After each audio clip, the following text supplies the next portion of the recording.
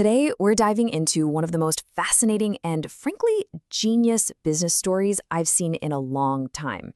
It's a story all about psychology, technology, and art, all wrapped up in a company called PopMart, and this, a very, very simple toy. All right, so here's the big question, right? How did this little thing, this quirky, kind of cute vinyl figure, become the heart of a $1 billion empire? This isn't just about plastic. This is really about a company that completely cracked the code on what we all secretly crave in the modern world. And the entire thing, this whole empire, it all starts with one concept. An idea that is brutally simple, but wow, is it powerful. It's all about the blind box. Yep, that's it. That's the whole deal. You see a series of maybe 12 different figures you could get, but the box is totally sealed. You pay your money, you take your chances. The mystery, that's the real product you're buying. And here is the first part of the genius, the price. It's accessible, right? For 10, maybe 15 bucks. It feels like a really low-risk gamble. It's an easy yes.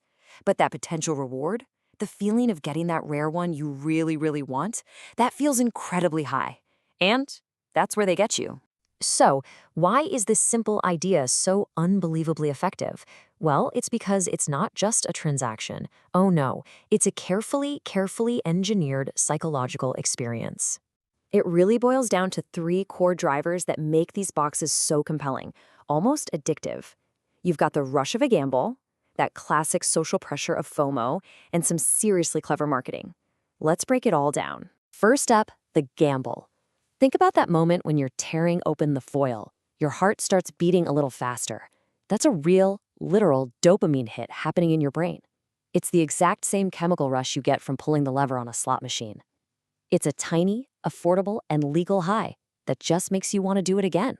Then you've got this second element, FOMO, the fear of missing out. It is a killer. You're scrolling online, you see everyone posting this super rare chase figure that everybody wants, and suddenly you need it. So you buy one box, then another. And this quote just nails that feeling, doesn't it? Suddenly, you've spent $80 trying to find that one $15 toy. The hunt just escalates so fast. But here's the real masterstroke, the 200 IQ move. It's the marketing. PopMart knows they're not selling you toys. No, they're selling art. They team up with cool, popular artists. They call them designer collectibles. And just like that, the whole thing feels sophisticated. It feels adult. And that's what justifies the cost and, let's be honest, the obsession. Okay, so having a great psychological hook is one thing, but building a global empire from it, that is a whole other level. Let's look at how PopMart built the machine around this simple concept.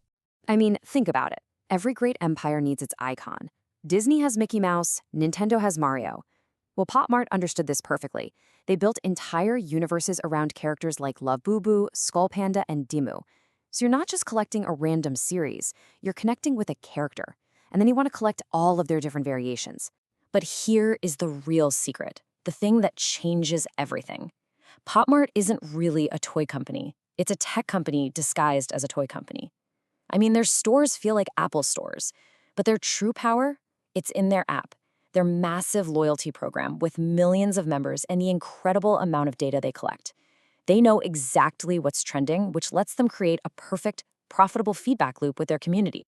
Now, as you can imagine, this incredible formula has led to some just mind-blowing success. But as we're about to see, there's also a cost, a price to be paid for creating a business model that is this effective. Okay, let's get to the numbers, because this is where the story becomes almost unbelievable. Just get ready for this. So in a tough global economy where other retailers are struggling just to stay afloat, PopMart's revenue grew by 40%. A 40% growth. That's the kind of number you just don't see. It's almost unheard of. But this is even more staggering. Their net profit, not revenue, their profit grew by 130%. Let me say that again, 130.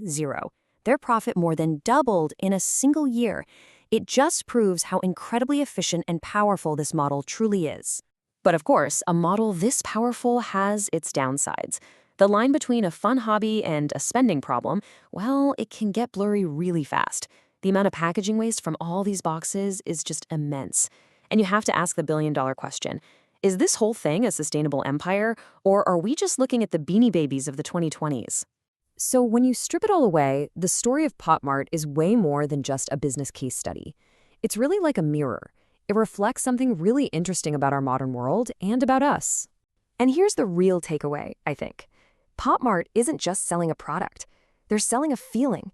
In a world that's so digital and predictable, where everything's an algorithm, they have successfully packaged and sold the simple, tangible, physical joy of a genuine surprise. And this quote just sums it up perfectly. This is the entire lesson of PopMart's success. Don't sell a product, sell an emotion, sell a story, sell a chance. That's the playbook right there. They sell the emotion of the hunt, the little story of the character, and that chance that you might get something wonderful.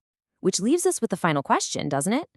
When you look at the brilliant psychology and the undeniable joy it brings so many people, and you weigh that against the addictive nature and the potential downsides, what do you see? Is this a masterpiece of modern marketing, or is it a predatory scheme that's just designed to empty our wallets? The truth, as it always is probably somewhere right in the middle.